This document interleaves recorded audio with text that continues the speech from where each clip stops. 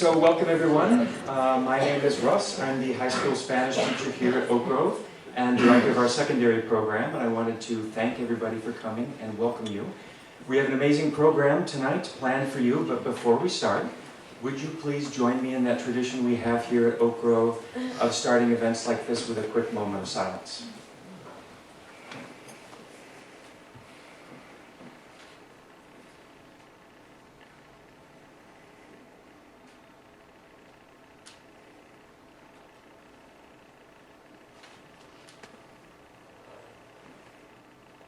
Okay, thank you very much. Well, for over 20 years now, we here at the Oak Grove High School have created this opportunity for our seniors to travel over to India and visit our sister schools, and it allows them an opportunity to gain like an insight and a perspective on another country, on quite possibly the world, maybe even like life, that they might not gain otherwise. It also allows them to reflect on themselves, on their experiences before the trip, during the trip, and after the trip.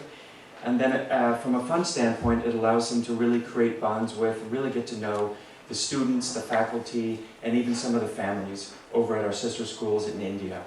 I want to give a very special thank you on behalf of the whole high school to our 3 chaperones this year, who you'll meet in a moment, to Mary, Sean, and Ray. And then also another very special thank you to the AGET Trust, which is that entity out there which actually makes, through their support, this entire experience possible for the school and for our seniors. So thank you to everyone involved. So, without further ado, would you...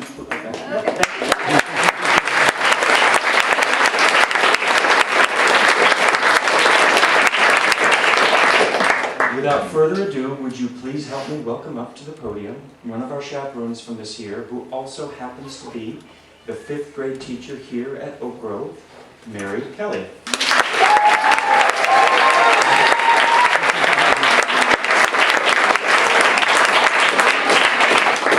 Thank you so much, Russ.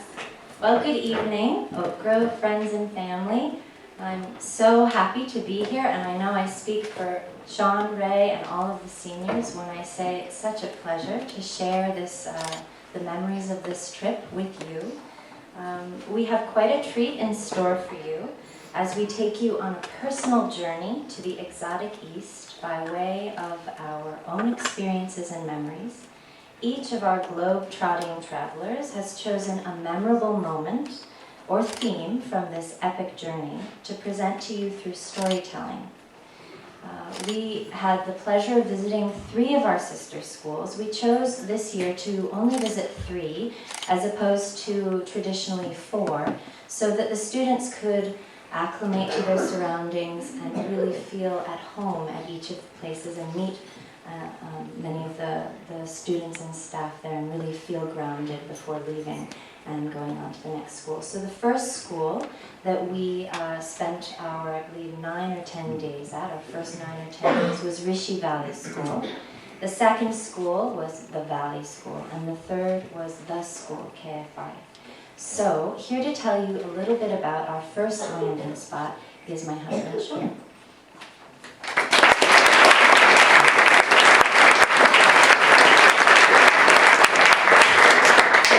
Good evening, everybody. So I was really glad that Rishi Valley was our first stop because it was one of my favorites, and being as though I haven't dealt with any students since I was a student, it was really nerve-wracking for me. So it was nice to have a spot where we could be away a little bit and get to know them, which was probably what I was nervous about the most. And after Makani asked if I would run, and I promised, of course, I was kind of expecting that to be a hollow promise, which turned out to be fun, because every other day I would get woken up and we would run.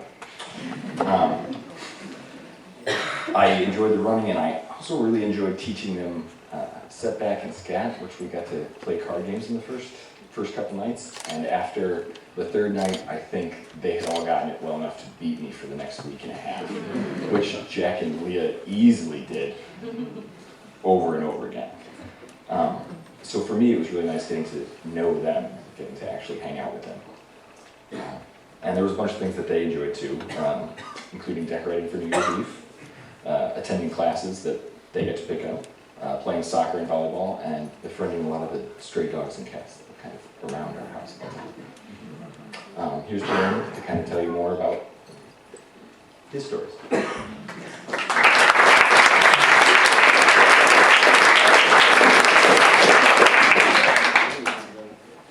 Good evening. My story is called The Road to Rishi Valley. I knew from stories that driving in India is like no other. I knew there were tons of people, and from pictures and videos, it seemed like they were all doing their own thing. I didn't know just how crazy it was until we got into the bus to Rishi Valley. We had just landed at Bangalore International. We'd been traveling for almost 30 hours, and we had barely slept. We schlepped our luggage through customs, past the sleeping security guard, and were spat out on the road by the arrivals gate. We were waiting for 2 buses from Rishi Valley to pick us up and truck us to the school. As we waited, we commented on the many restaurants that were beckoning us potential patrons to come spend our rupees, and we laughed about the Chipotle knockoff called California Burrito. After almost an hour, the first bus pulled up. In front of us was a Sprinter van-esque vehicle with green LED strips around the roof and under the body. We loaded our luggage on top, and most of us piled into the cramped transport vehicle. The rest of us waited for the second bus to pull up, but instead were instructed to get into this small minivan that screeched to a halt right behind the bus. The remaining 6 of us managed to smash ourselves into the back seats of the van, and we took off the road down to Rishi Valley. We had a 3-hour drive ahead of us. It was a little after 4 a.m. We took off past the airport and onto the highway. There was probably only about 100 feet of visibility anywhere you looked from a weird mixture of smog and fog. The air was oddly sweet with the smell of trash. The first thing I noticed about driving in India is that they have speed bumps everywhere, including the freeway. Instead of keeping everyone from exceeding a moderate speed to keep traffic flowing, people just slowed all the way down from 60, rolled over the bump, then floored it back up to speed, over and over again. The constant acceleration and consequent deceleration began to make me sick, so getting off the highway was a relief. We exited the highway and were instantly deposited on a much smaller 2-lane road that wound its way through villages and rice paddies. Rural India was just waking up. Groups of people were gathered around small fires drinking tea out by the road. As we bounced along in our little van, we had a front row seat of rural India rubbing the cobwebs of sleep from its eyes. As the sun began to rise, the world around us became brighter. The pea soup fog began to burn off, and the ever-lightening sky signaled for other cars to join us on the road. This was our first taste of the truly unique Indian driving experience. I began to notice the lack of automotive safety features we take for granted in America, such as lanes and stop signs. I also noticed that basic traffic laws that we take for granted, that become second nature in America, seem to be either untaught or ignored on the roads of India. I thought the 1 car length for every 10 miles per hour rule was universal, but I think maybe a poor translation led to India's 1 driver's girth length between cars regardless of speed. Our driver would fearlessly be 1 to 2 feet behind a massive truck and then swerve out into oncoming traffic just to see if it's safe to pass. If there's a truck coming and it's only 300 feet away, it's no problem. Our driver would just start passing and expect the oncoming truck to get out of the way, which it thankfully always did. This crazy technique was present in every driver, no matter what type of car he was driving. It's very surprising that there aren't many Indian race car drivers. I'm sure they'd win every time. All of us in the car felt the same fear as we swerved in and out of oncoming traffic. We all felt our stomachs drop every time we came out from behind the massive truck in front of us and looked straight into the headlights of yet another oncoming truck. It was only the very first day of the trip. We haven't even gotten to the first school yet. And I already felt my classmates and I getting closer together in mutual terror and exhilaration. Next up, we have a good story from Jack Hartley.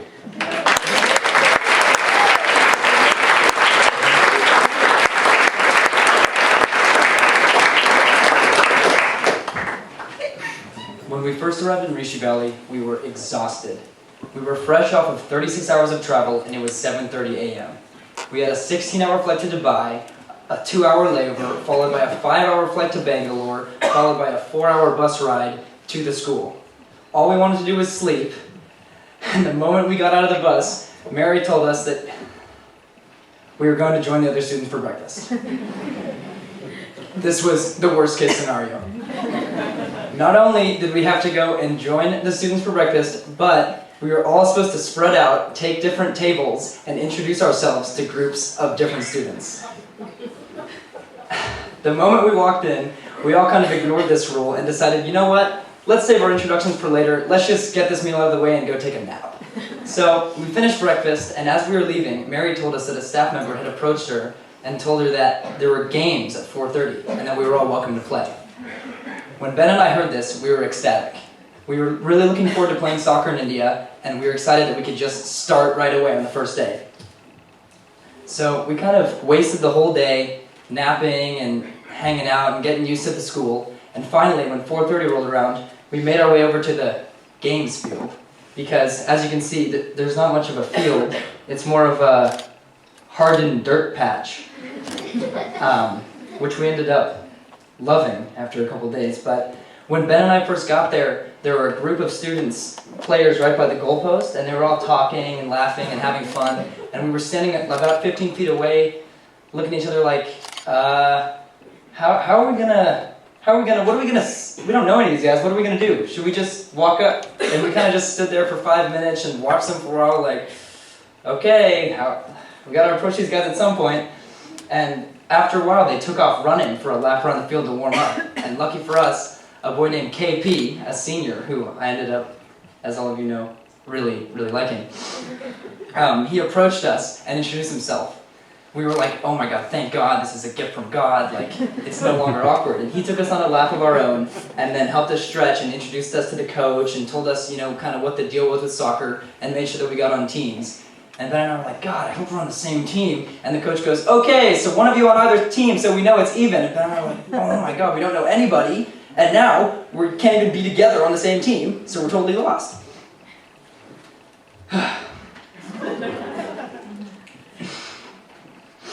So we started playing, and it was really hard. After a couple minutes, we noticed that we were the only two players who weren't wearing cleats, and we were on dirt. So we were just slipping and sliding around, which sounds kind of fun at first, but slipping and sliding on dirt really isn't that fun. It really isn't. About 10 minutes later, we were kind of getting used to it, and I was sprinting after a ball. I was coming down kind of right, I don't know if you can see me. Right, there I am, right there. I was sprinting down, chasing after a ball, and I slipped in the dirt, fell, and rolled over, and kind of did like a shoulder roll on the ground, which I imagine looked pretty cool, because I rolled right back up to my feet. And I was like, oh, sweet, it doesn't really hurt. And I looked down, and my knee is just covered in blood, and it's dripping down my leg, and I was like, oh, God, I hope I'm not hurt. And I kept running.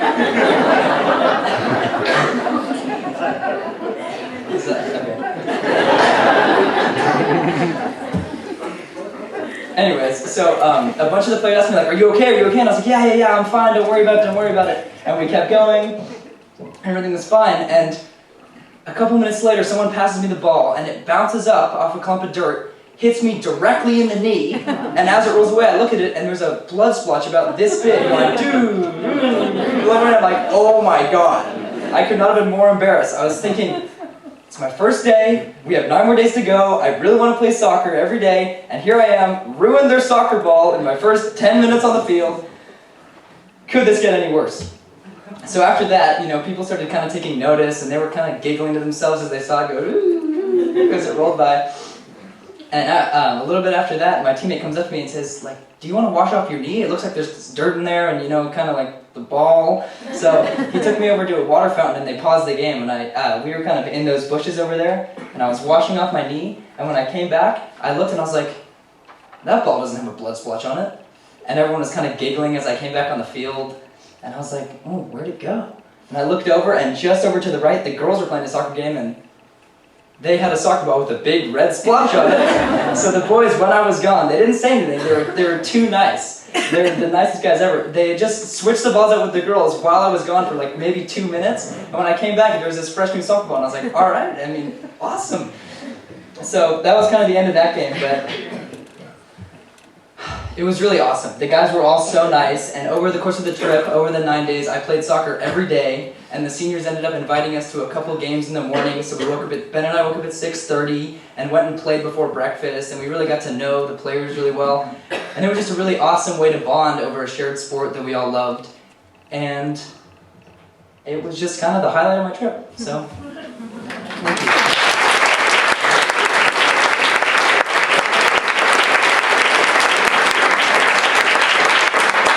Up next, we have a story from Bailey.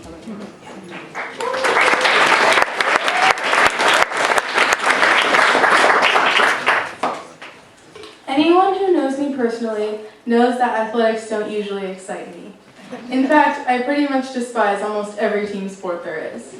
As much as I wish I had the trait of being naturally athletic, I don't. In Rishi Valley, the school is located in Andhra Pradesh and it contains a total of 360 acres. Having been traveling for almost 30 hours, I was grateful when nothing was mandatory for the first night. Then, things changed. During the day of New Year's Eve, all of the students at Rishi Valley were so excited about the scavenger hunt that happens every year. And I was really excited because of all the chatter I was hearing. Then I heard the news.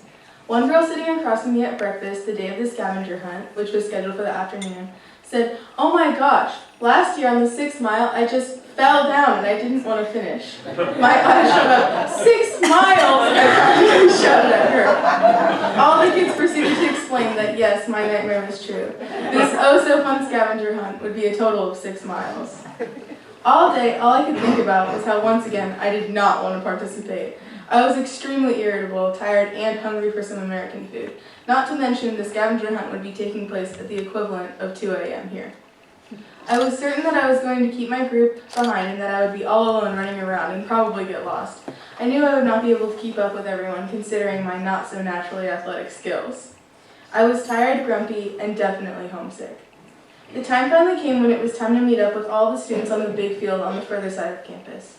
The whole walk there, I just complained. I feel bad for the people that had to listen to me. I felt like I was going to be weird considering we hadn't even interacted with any of the students that much, and I wouldn't know anyone. I was more nervous than anything. The way that the teams were divided was by athletic skill. Of course, I had to get in a group with one of the highest athletic skills. Another nightmare. That meant our clues were further apart and we had the same amount of time as everyone else. Running was definitely expected. The leader of our group gets the first clue. They figure out where it is, and I finally understand that our clue is at the Rural Education Center. I ask the girl next to me, "How far is that?" She replies, "That's really far," and smiles at me. Every bone in my body shook with dread and the fear of falling behind as we started running off towards the very far destination. You would not believe how many times I tried to get lost for my group. They would just never leave me. No matter how much I complained, it didn't stop their constant uplifting attitude trying to cheer me on. Finally, I gave up on the idea that I would ever be able to get away from the constant running. I knew that I was falling behind the group, and pretty soon the closest person in my group was really far away. After I couldn't see her anymore, I made the decision to head back in the direction of the school instead of wandering around rural India. Back at the school, I walked around and I saw my own classmates running around with the kids from their groups. I was happy to see that they were happy, even if, at the time, I wasn't able to feel the same. Finally, the bell rang, signifying that a team had won and the hunt was over, so I finally wandered back towards the field. At the field, I saw how out of breath my team was, and I suddenly had this burst of not feeling homesick for a second. Even during my homesick days in my trip, I will always find comfort in the ways that Oak Grove shows in my everyday life. I was uncomfortable having to run all around rural India, but I was pushed by the community that I was surrounded with. The sense of unity that overwhelmed me while I watched the other students smiling and laughing at each other made me think of being at El Cap or during break right outside this room. On this day, maybe I wasn't able to utilize the idea of always finishing what you start or toughing it out, but I learned something even greater. Family doesn't have to be biological, and I didn't need to be at home to feel at home.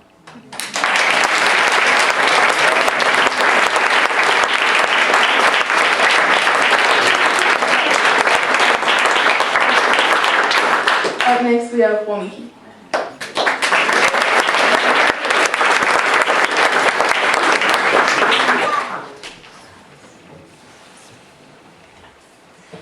It was New Year's Eve, and our class was getting ready to go to the Rishi Valley celebration. I arrived to have dinner and hot chocolate. As everyone gathered at the open-air assembly hall, I continued conversing with the students I met there until the celebration began. When I entered, I admired the decorations that the 11th graders of Rishi Valley and my class helped create earlier that day. Their theme was Chinese New Year, even though that wouldn't be from them. After some time, I sat down to watch their hilarious awards show. Some of the gag awards were like, who would always be late in class and who would always sleep the most. Incidentally, our very own Jack Dew actually won. He won most popular, even though when he went on stage, he had no idea what he was doing.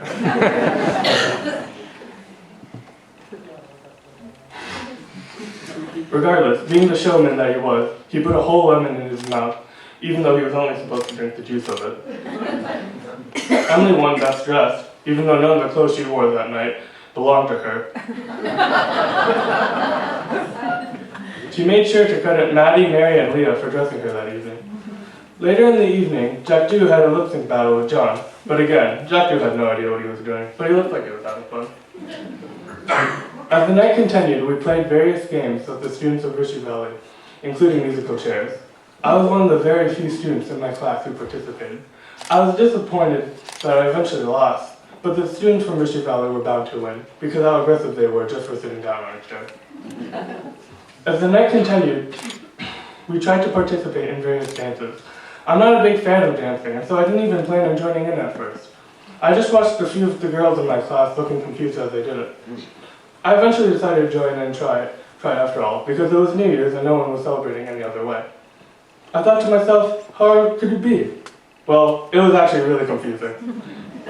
It was fast-paced and the demonstrations were hard to follow. Nevertheless, I did eventually get into it. I even dragged Jack Dew into it. I consider that my greatest accomplishment when I was there. Seeing the confusion on his face was priceless. The dancing continued for a few hours or so. On the last half hour of the eve, the 11th graders, along with the few remaining students in my class who were still awake, stayed at the bonfire till midnight. I talked to the students there for the last remaining minutes of 2016.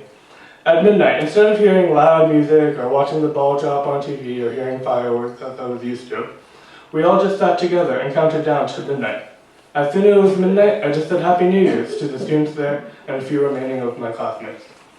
As I walked back to the guest house with my classmates, I remember thinking how quiet, peaceful, and fun this particular New Year night had been.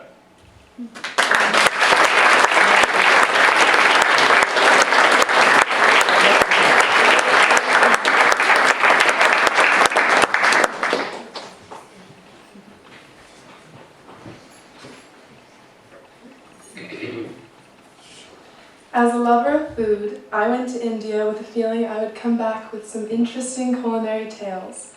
I expected them to involve sweet, unusual desserts, or cool mango lassi, perhaps melancholy reminiscence of the chai or chutneys. I was right. I did come back with a story of food, but one that was very different than my previous expectation. This is the story of my cooking class in Rishi Valley. I connected with a girl named Samiksha almost instantly at Rishi Valley. I spent almost every day of field games lying on the carpet of her dorm and snacking on cool oranges as we related on the trivial aspects of our high school lives. Whenever the topic of our favorite foods came up, Samiksha's face fell. As a boarding student, she was limited to the school's cafeteria food and was desperately missing the street samosas and tikka masala from her hometown in Bombay. That's when she confided in me about the masala ramen packets she kept hidden in her room to ease the constant food homesickness. I watched her eyes light up to a UV status at the mention of the noodles, and she made me promise we would make them together before I left. The masala ramen, otherwise known as Maggi, was what they called their illegal food. It was not allowed by the faculty, so they had to make it without causing suspicion. We made an impromptu plan to have a little cooking session the next day, and I offered using our guest house to cook in so she wouldn't get caught. We met the next day, and I let Samiksha and 3 other girls who had heard about the unveiling of Maggi packets into my room, all of them giggling and bursting in excitement. In their hands, they had a festive, holiday-decorated cookie tin and 5 packets of ramen wrapped under a wool blanket. I was instantly suspicious at the cookie tin, but my jaw dropped to the ground when they began heating up bath water into it. I asked Samiksha about her intentions with this assumedly unsanitary bath water, and she shook her head in confusion. She told me, of course, that it was for the ramen. Don't you know how to cook noodles? She asked me. The girls laughed at my shocked expression and continued ripping packets into the tin. 10 minutes later, I found myself staring at 4 girls shoveling into their mouths bright, red, lukewarm noodles that crunched in their teeth. They tucked into that cookie tin of ramen like it was the first edible thing they had seen in weeks. Samiksha looked up at me expectantly. My fork was hesitant in my hand as I weighed the pros and cons of joining in. Although the cons outweighed the pros exceedingly, I felt like this was more than just ramen. This was initiation. I knew that to decline would somehow show a weakness or ungratefulness and dissolve this wonderful new sense of camaraderie I was experiencing in our secret cooking session. So I bravely dug my fork in and joined the feast. That memory of sneaking into contraband food and squishing side by side while shoveling in half-cooked pasta will always stick with me.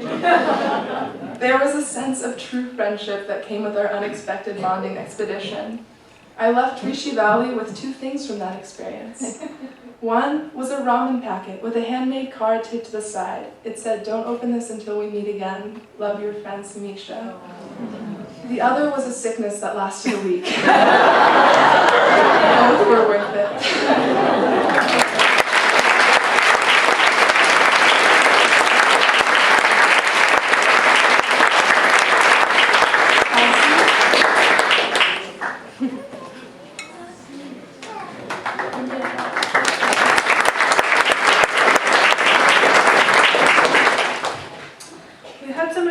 Experiences in India, but at the end of the day, when we got back to the hostel, we always ended up talking about what we missed about home. For some people, it was a Santa Barbara-style burger from The Habit. For others, it was the soft mattresses that will never again be taken for granted. Me, I miss my family. And when my parents were only reachable by a measly email once a week, I turned to the other part of my family, my dogs. No matter where you are in India, you know there's going to be a dog. There isn't necessarily a breed to call these dogs.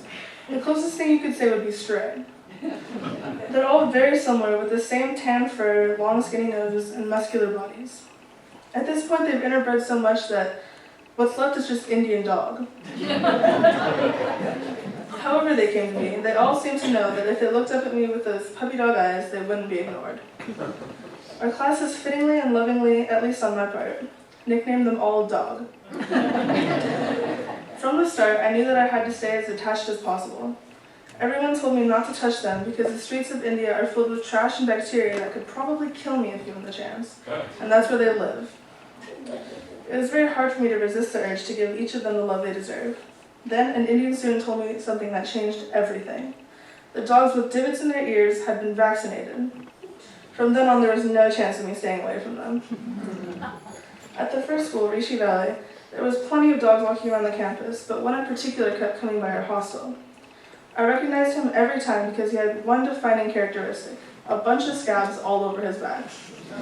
It was disgusting. And even I only pet him on his head, and after I would wash my hands and sanitize them, but it was worth it. The look he gave me was adorable. I named him Scabby, against the wishes of the group. But that was the name that stuck. He soon became something akin to a pet.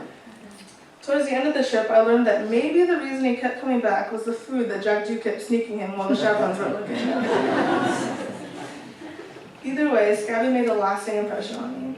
The locals may not have batted an eyelash at the sight of a dog, but I chose to see my puppies in each one, and was comforted in a way I didn't know possible. People say home is where the heart is, but I say home is where the pets are.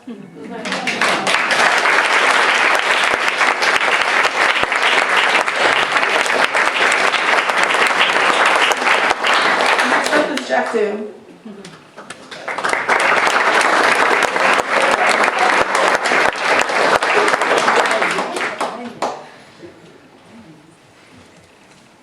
We really should have inserted a GPS into Jack's body before we left California. No, that's not good enough. 100-meter leash or shock collar is what we needed. So every time Jack disappears, we could give him a shock.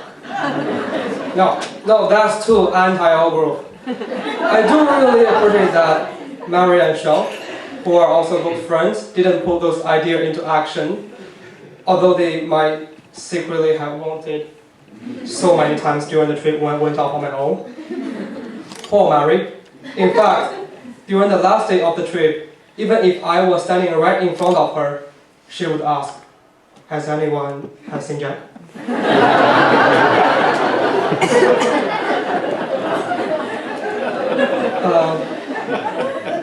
When I am alone, I find that I can observe the world, which in this case was Indian, as it truly is. By myself, I am free from any judgment or influence, and my attention can be given to whatever is right in front of me. Just to observe, just to feel, just to experience what is. Let me give you an example. So when I got a bloody cut on my knee after almost dying on the muddy soccer field, I decided to take myself to the rural hospital alone. However, after limping on one leg for what felt like an eternity, my passion to explore quickly diminished. Luckily, I saw a motorcycle heading my way, and without thinking, I flagged it down. They dropped me off at the hospital without ask for anything for this kind of service. When I entered the rural hospital, I froze. I saw women, lots of women, maybe more than 70. They were dressed in white saris and in black burqas. This was not what I had seen yesterday with my classmates in the late afternoon. These patients were suffering. They were in pain. Suddenly, the nurse who had welcomed us the day before noticed me standing there with my bloody knee. I should add that I was not really a model example of an 18-year-old boy. I was screaming and laughing the whole time because of prickly pain. My strange reaction attracted lots of women to come and look at me through the window. To be honest, I felt like a celebrity. The nurse was too polite to laugh out loud. I asked her about the women outside. She told me that although women were responsible for making meals, they were always the last to eat, which often meant they didn't eat at all. As a result, they suffered from the malnutrition and stomach pains. When I lifted my head and observed all these women who had come to see this goofy Chinese guy, I felt a current of sympathy and love go through my heart. And at the same time, I felt extremely powerless to do anything. The next day, I brought some dry fruit to the nurse and some sweets for those women who had touched my heart so deeply. I wish I could tell you many more tales of my experience which led to such fruitful discoveries about the true nature of human beings.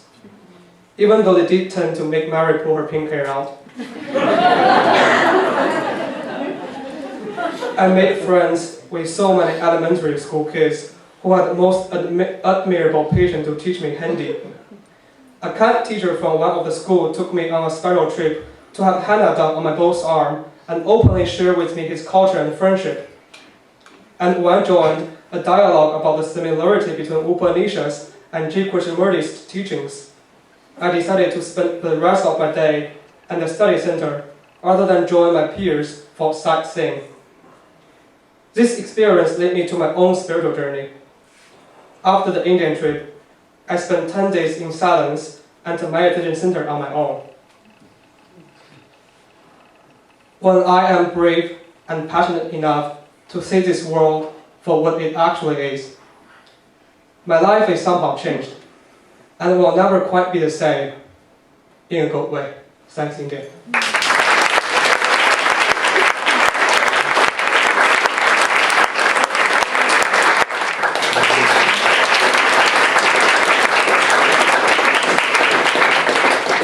So can you see why that was a wonderful place to spend our first 10 days in India?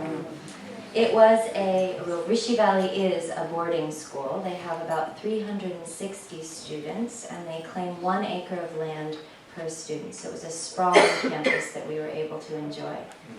The next school that we went to is the Valley School, and that's in Bangalore. So it was about a 4 to 5 hour drive for us. And this school is much like Oak Grove in that it's a day school primarily, and they have students from preschool all the way through high school. And they have a small boarding program of about 30 students who we were able to spend time with. But it was this school that was particularly near and dear to my heart because 8 years back, I spent a year there teaching in the lower school. And it was really wonderful to see the students who then were kindergartners and first graders, who were now juniors and seniors in high school, remember me. And it was really a wonderful experience. They were a bit daunted by the hair color, and I was told by one too many people that I had lost weight. But anyway, that being said, this was a place where we spent quite a bit of time at the school, but because it was right near Bangalore, we also did quite a bit of sightseeing in Bangalore city itself and Mysore.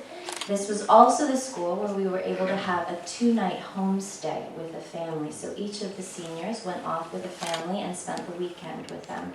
So here to tell you about that experience is Maddie.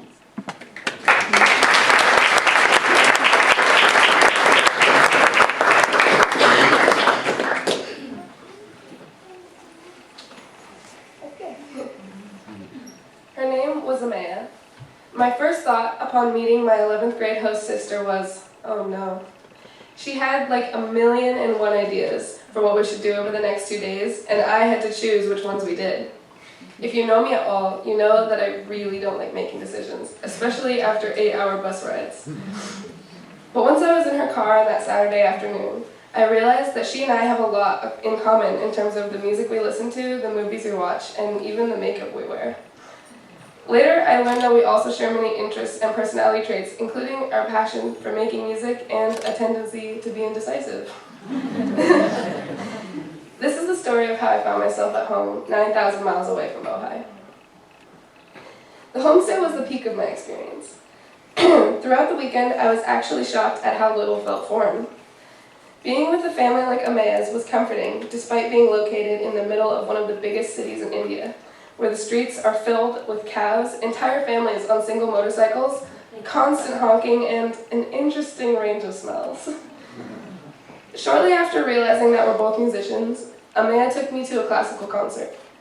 Indian classical music is much like everything else in India. It's bright, it's lively, it's unique, it takes its time, and for many, needs to be taken with a grain of salt, or masala.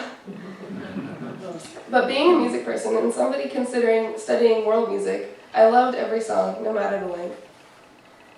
I expected that many Indian kids would know classic bands like the Beatles, but I really didn't think that they would also love 21 Pilots and Coldplay.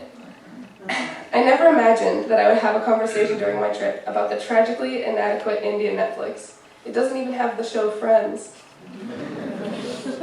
One night, Bailey, her host sister Malvika, and their friend Amelia stayed for a sleepover. The remainder of the night was full of pizza, silly selfies, pajamas, movies, and long conversations. It was reassuring to feel like I was having a normal sleepover with a new friend. This combination of cultural richness and comfort, of foreign and familiar, set the tone for the rest of the weekend. The next day, Amaya and I visited temples and ate traditional home-cooked South Indian cuisine, but we also went shopping and played laser tag. I will never forget that weekend. I love how in this world, two people can share a genuine connection over shared interests, even when separated by a hemisphere and a history.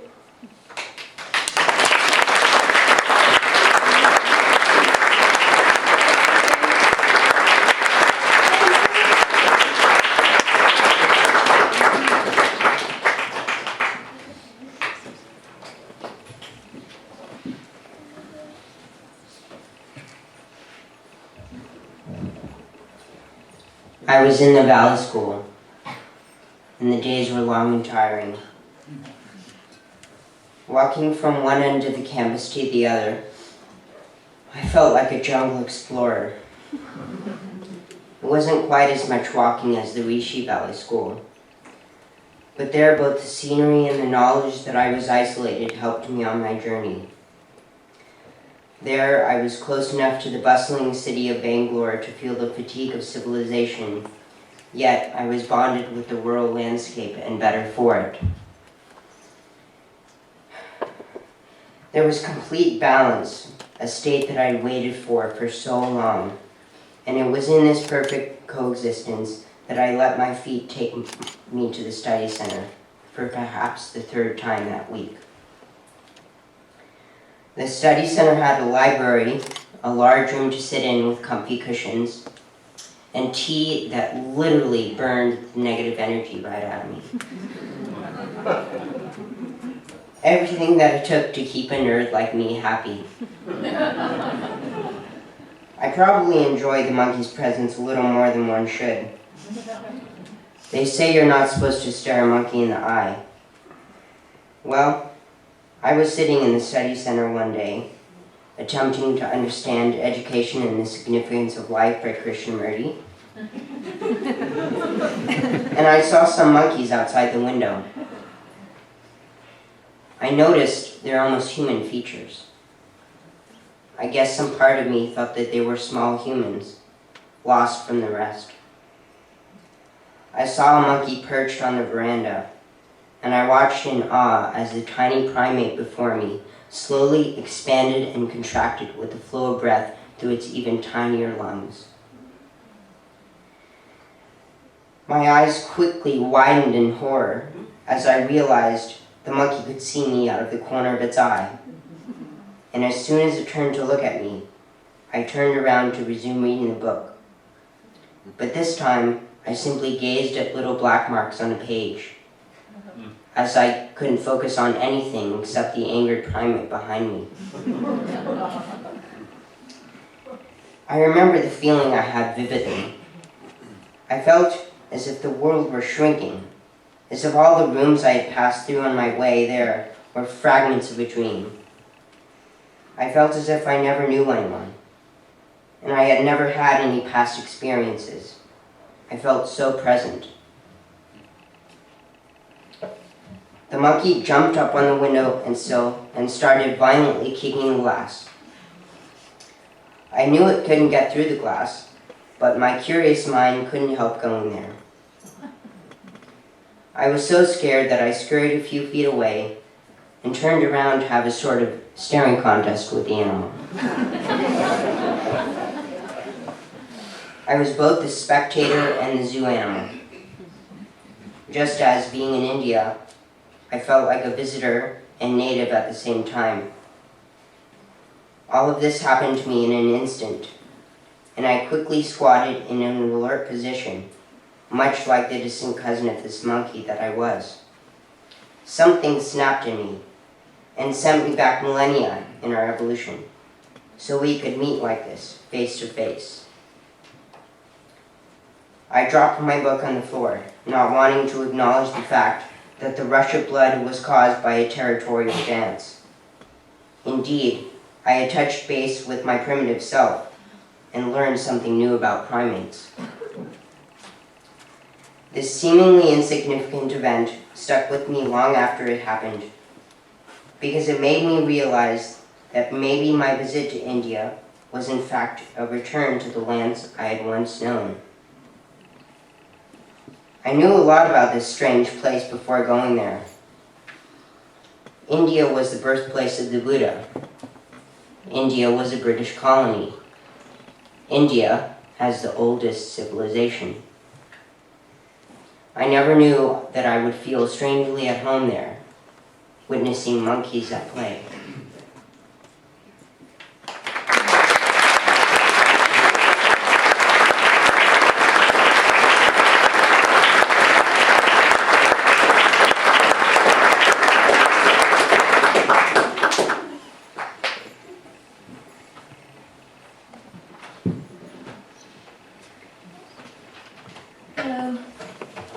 Okay, so what do you get when you put 14 teenagers in charge of their own laundry? A lot of procrastination.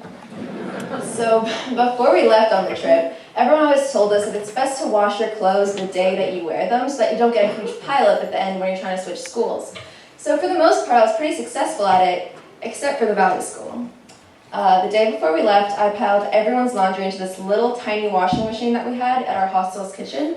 And when I say everyone, I mean everyone. Like, I went around every single room and asked for every single person's laundry so that we could get it all done before we left.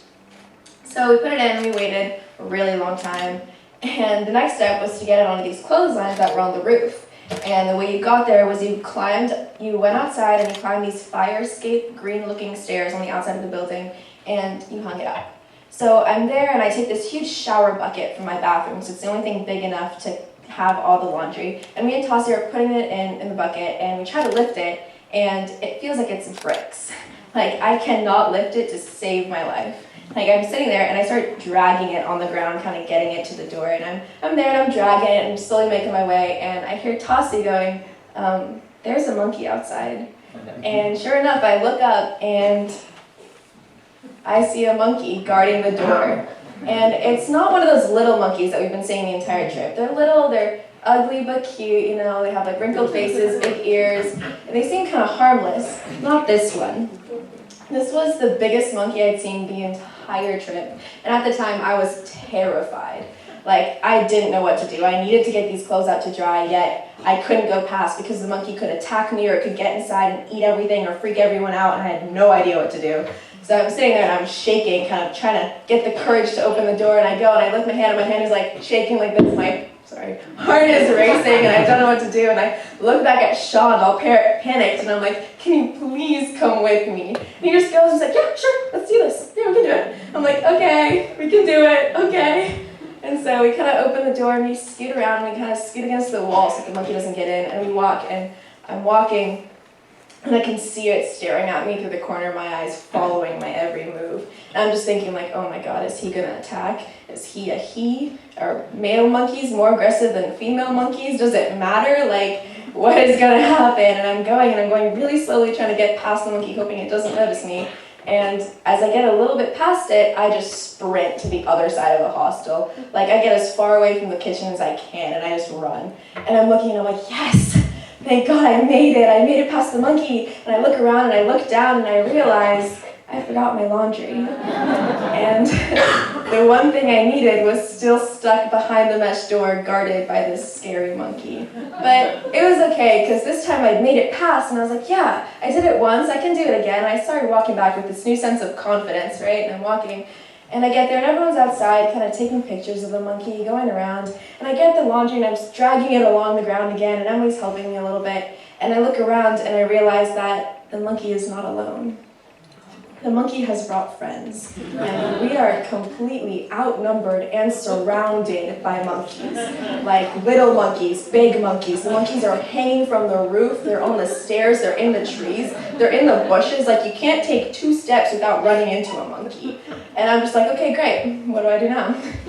And there was this pile of laundry with too many monkeys on the stairs to get up, and I look around and Jack and John have this idea, and they take these two mops with like these blue things on the end, and they start swinging at the monkeys. Like, they start going and hitting them, not actually hitting them, they didn't actually touch the monkeys, but they just start swinging, going, and the monkeys are shooing away a little bit, and we're like making room so that we can go up, and all the time we're going up, and they were just laughing and hitting it and going and just giggling the entire time. We managed to get it up and hang the laundry, and it was one of those times that it was like a small event that happened, probably took 10 minutes in total, but it was one of those memories that really stuck with me, and really, it was kind of a very nice part of my trip because my entire class came together and we kind of went through this obstacle and we went past the monkeys and we did our laundry, and it was really nice.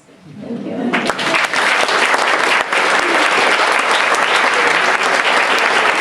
Next is John.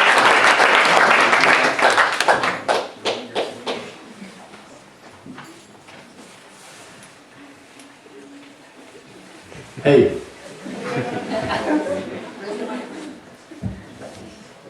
One of the funniest things that happened on this trip for me was at the Valley School. We were asked to watch a play in which the students were rehearsing something they were putting on about Galileo. And it was super long and super verbose, and it really didn't seem to be put together that well yet. And we sat there in the amphitheater, and when it was over, the staff invited us to have some lemonade and samosas over in the serving area, which we were very thankful for. So I went over to the serving area and grabbed myself a big plate of samosas, loaded up a big pile. As I ate them, I looked around, and on the sides of the buildings and creeping around the corners, there were these big hairy monkeys, everywhere, looking and seeing the samosas. And then when I was done, when my classmates were done, I took my last samosa and I held it in my hand, and we began to walk back to the main part of the campus. And as we made our way through the amphitheater, I noticed that it was absolutely covered from head to foot with monkeys. And I looked out of the corner of my eye and saw an especially large monkey, and I stared him in his blue eyes. He had these beautiful eyes. And he saw my samosa, and he was threatened by my eyes, and so he lunged at me, and I screamed like a girl and ran as fast as I could. And he sat there eating the samosa I had thrown as if nothing had happened. And I saw my classmates alarmed as to what had occurred, they were looking around. Anyway, it's sort of moments like that that made the trip, I think, especially meaningful. Funny things where it wasn't planned and it wasn't scheduled, but it just sort of happened, and it's something my friends and I can laugh about. So.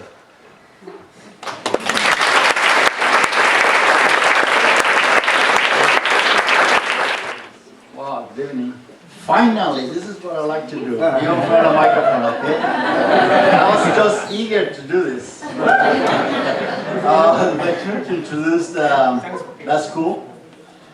The school is located about 1.5 miles from the Indian Ocean, and 20 acres plot of land, soon to be moved to 2 acres.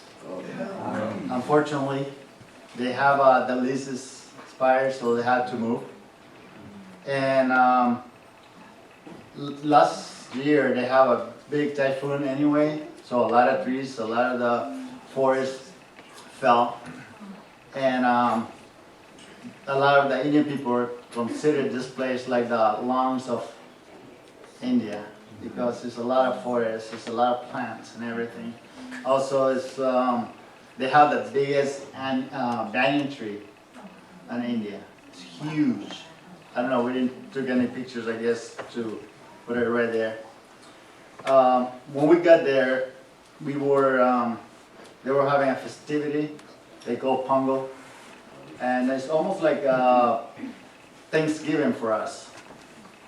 They celebrate all the harvesting for that year. So there were supposed to be only 4 days of holiday, but then they have another extra holiday, just to have a little fun. So that gave us an opportunity for my favorite hobby, shopping all the way. Shop until we drop. Okay? So we were shopping almost every single day. So many things. So I was so excited to see the girls every time say, another day off, shopping. So that's what we did. Okay? So we went to sightseeing. We went to Mahabalipuram. We went to the Theosophical Society in India, which is related to Krotona. And luckily we have wonderful people who took care of us. We have Shoshil, Chitra, Sandrine, Kavira, so many, and also the KF5 in India, so they really took care of us. And the school feels like it's like a little island, because the city is all around, but as soon as you go into the school, you can't hear any noise of all the honking engines and all that. It's really beautiful. So here to say a little more about this wonderful place is Emily.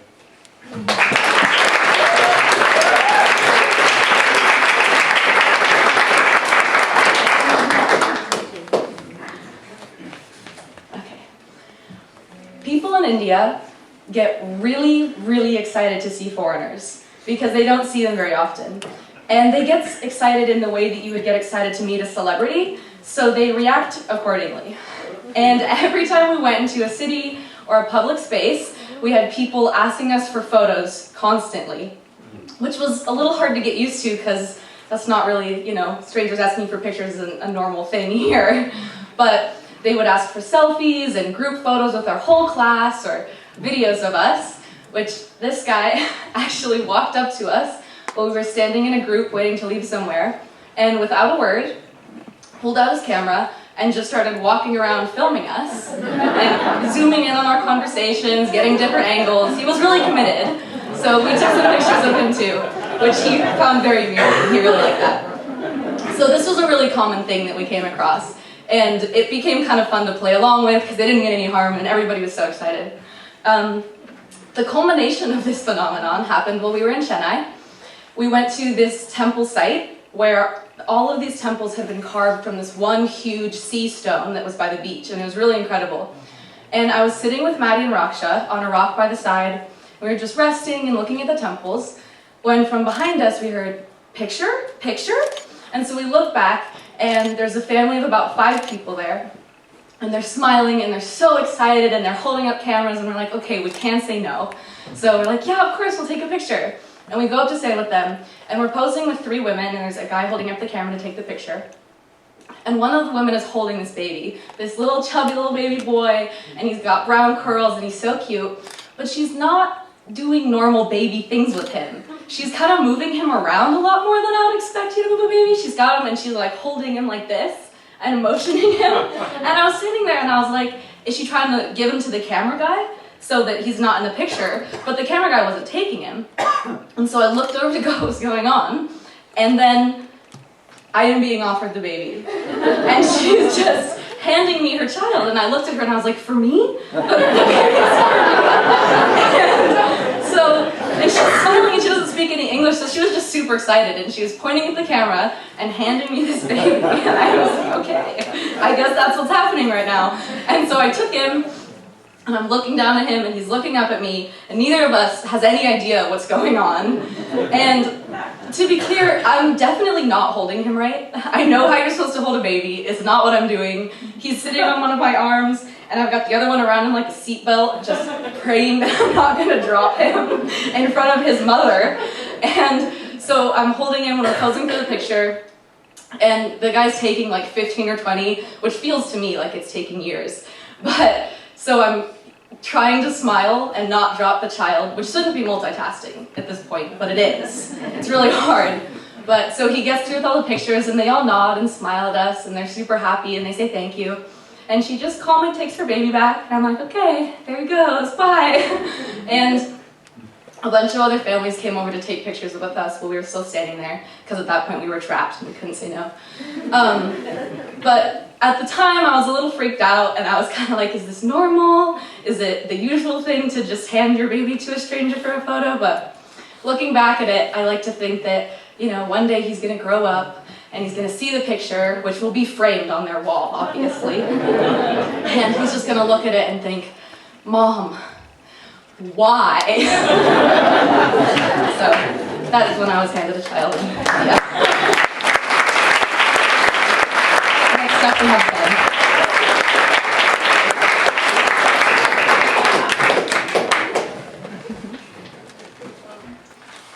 So this is the story of the time I went to KFC. So at this point in the trip, we'd been in India for about 3 weeks, and as you guys can imagine, we're all ready to go home. And I remember in our hostel room, we were laying, and I'd lay in the room with Dylan and Bailey, and we'd kind of just go around in a circle, and we'd all talk about the first thing we wanted to eat when we got back. So, I talked about a Big Mac from McDonald's, and for some unknown reason, Bailey talked about a salad from Papa Lenin's. And as the days and our appetites kind of dwindled down, we got the best news of, well, for me, the entire trip. And we were going out to dinner. We had the choice of a Sri Lankan restaurant, or we could go to KFC. So for me, the decision couldn't have been easier because, well, for 3 weeks of fasting, the opportunity to eat meat and protein was very welcome. So we got off the bus ready to give the Indian KFC an order like they had never seen before. And Dylan and I ended up with 30 pieces of chicken. No, it gets worse. 2 medium fries, 2 Cokes, and 2 Red Bulls. So Yeah, as you guys can imagine, we had not had real food. We had just had bland rice and tortillas. So we started and we were going through fast, and I went through real quick. Within 10 minutes, I was probably about 4 pieces of chicken, 2 fries, and my Red Bull in. I heard a gosh in there. Somebody's disgusted by my eating. It just got, I don't know if anybody's had a lot of KFC or a lot of food at once, but as you eat and eat and eat, it gets harder and harder and harder.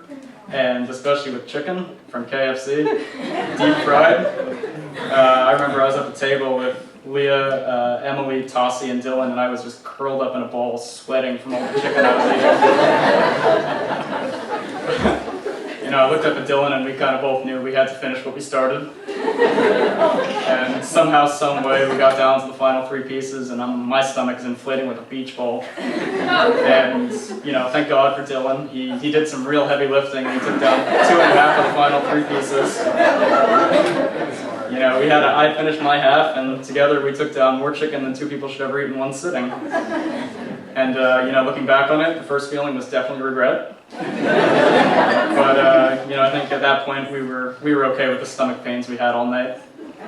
And for me, the chicken was a bit of a metaphor for our trip because, granted, you weren't hitting a food wall like we hit, but you'd have days where you weren't really feeling it, and you kind of just had to keep going. And, much like the chicken, we finished, and we all survived when there was a lot of times we thought that we wouldn't.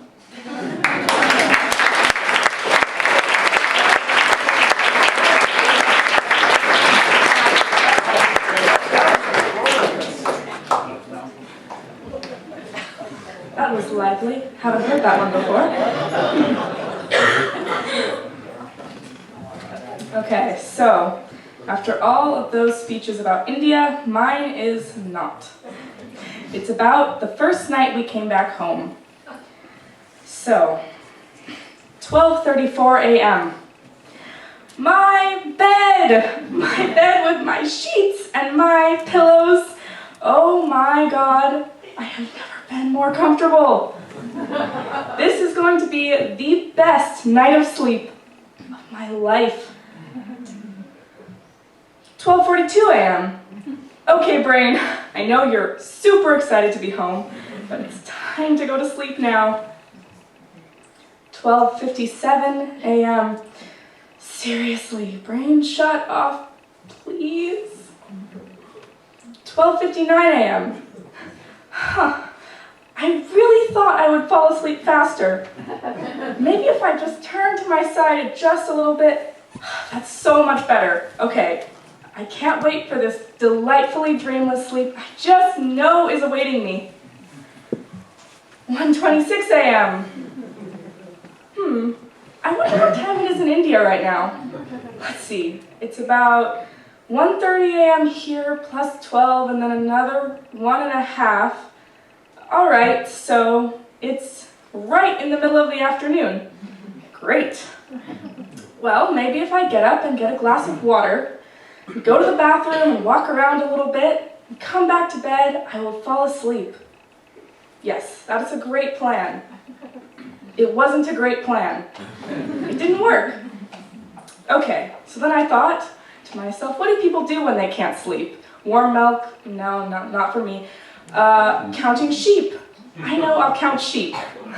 And then I was like, no, not sheep. It's got to be cows, because India and the cows. And then I was thinking about how they're always crossing the freeways, and then I wonder what cows think about when they're trying to fall asleep.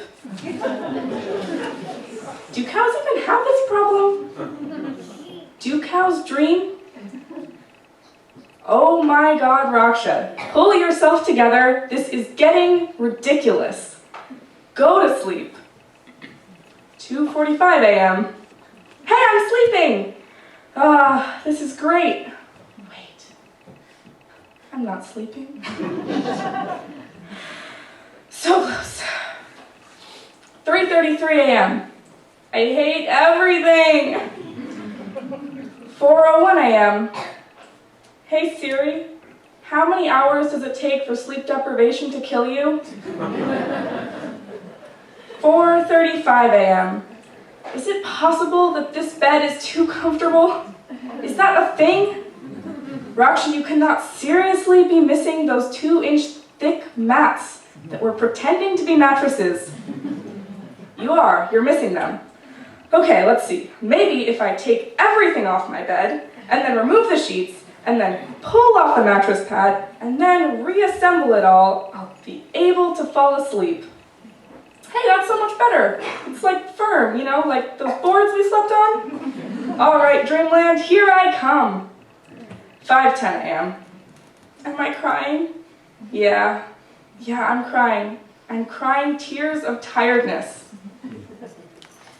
6 a.m. Is it weird to crave salad in the morning? Who cares? For the life of me, I hope we have spinach. And so, I ate salad in bed at 6 a.m. And then I cried into the salad. And then I realized I wasn't quite the same person I had been before I flew halfway across the world. It was in that absurd moment, delirious from jet lag, wired on adrenaline, and shoving salad into my face, not quite the chicken story, but you know, that it dawned on me that something was different. I had changed. Not in the romanticized eat, pray, love way, but in a subtler, softer manner. India didn't send down lightning bolts to zap through me, dramatically transforming every aspect of my being like I had been warned it might. Instead, it nudged me gently towards a mirror, and when I finally peered into that mirror on that sleepless morning, I saw a slightly altered reflection blinking back at me. It's because of this moment that I decided to write about being back home, instead of telling you about one of the many monkey-filled, curry-riddled experiences in our 3-week jaunt to India. Not only was the lead-up to it quite comical, and yes, all those thoughts really did pass through my sleep-deprived mind, but more than that, it was the moment above all others that I will never forget. As the tears leaked softly down my face, pearl-like on my lashes, I felt a sense of independence settle around me that hadn't been there before. Somewhere along the way, amidst the overpowering bustle of the cities and the much appreciated tranquility of the countryside, I became a more mature version of myself. I felt empowered in the simplicity of this realization, feeling with a bittersweet finality the moment that I said goodbye to who I used to be, and hello to the unfamiliar person I had become. For me, India was the tunnel that shuttled me into a new phase of life, one that I will lead outside of the safety of this little Ojai bubble. And just in case any of you were wondering, after a quick perusal of the internet, it seems as though the jury's still up on whether or not cows dream.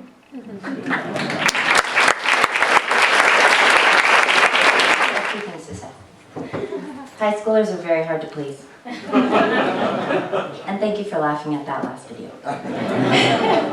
Alright, serious stuff now. Speaking for myself, the underlying theme that plays out in my memory is that of relationship, or more specifically, friendship. As I anticipated, the trip brought me great learning in relationship with myself, with my wonderful husband Sean, and our dear friend Ray. But what I did not expect, while secretly hoping for it, was that such beautiful friendships would blossom between and among these incredible soon-to-be graduates of Oak Grove School and myself.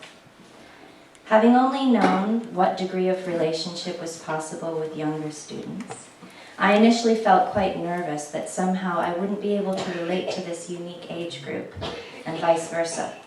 And so you can imagine how sweet a surprise it was for me when I, and I know I can speak for Sean as well, found deep satisfaction, fulfillment, and even rejuvenation in each and every relationship we built with these bright students. Krishnamurti once wrote, "Relationship is the mirror in which we can see ourselves as we are. All life is a movement in relationship. In that relationship, we can discover what we are, our reactions, our prejudices, our fears, depression, anxieties. We can also discover whether we love or if there is no such thing as love in our lives. So let us examine the question of relationship, because that is the basis of love. I want to sincerely thank you, seniors, for showing me how expansive and unbounded love can really be. Now, to show how crazy in love I must be, I'm going to do something I really find challenging. I'm going to sing the seniors a song set to the melody of one of the songs they chose for us to sing in India. We're Going to Be Friends by the White Stripes. I tweaked the words a bit, and since it is a call and response song, you all have to help me because I'm really quite shy. Your line to sing will be the one that appears in blue in a moment. Are you with me? Yeah.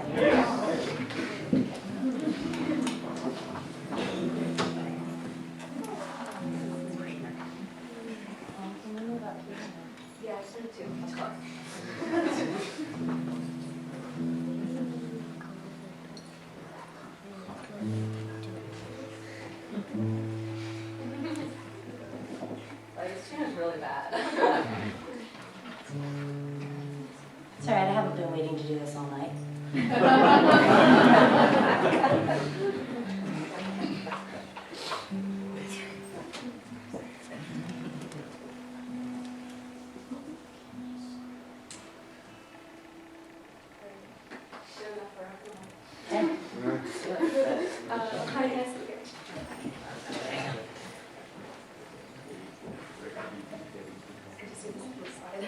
Makani, you can sit here. You good? Oh, yeah.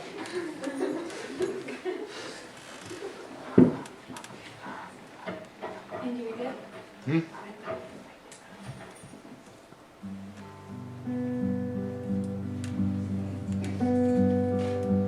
India night is here at last, back to school to share the past of crazy things which gave us wings to see the world come all unfurled. I sure hope that we are gonna be friends. I sure hope that we are gonna be friends. Sean, run with me, says Makani, through the gates and by the sea.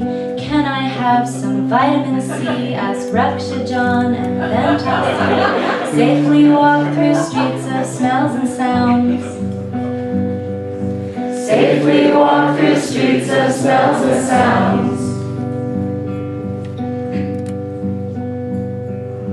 Here we are, this strange new place. We've traveled here, our fears to face. There's dirt on our feet once more from barefoot walks on temple floors. Seamus thinks he might come back here again. Seamus thinks he might come back here again.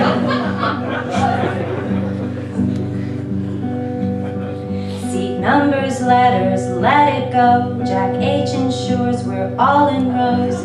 Playtime, then we'll kick the ball, then back to bed till dinner's called. Ray feeds us all bananas, biscuits and tea. Ray feeds us all bananas, biscuits and tea.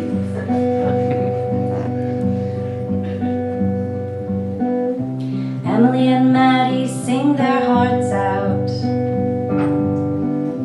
Leah's camera sees it all. Dylan and Bailey dream of home sweet home. Mary thinks that we are special and she loves to make us sing. Tonight I'll smile while in my bed, while memories run through my head of when Jack Dew just disappeared, while Mickey laughed himself to tears. 'Cause I can tell that we have now become friends. 'Cause I can tell that we have now become friends.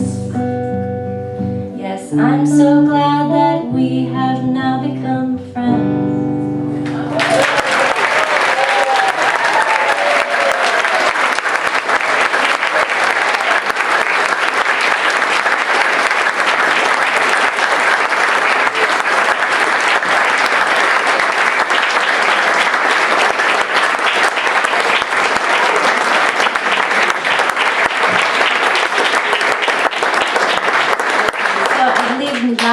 not least, we're going to sing you one of the other songs that we sang at the schools in India called Home by Edward Sharpe and I can't remember. And obviously the theme of home you've heard throughout so many of their talks. But indeed, we made India our home because we were with each other, and that was really all that mattered. So without further ado, let's do it.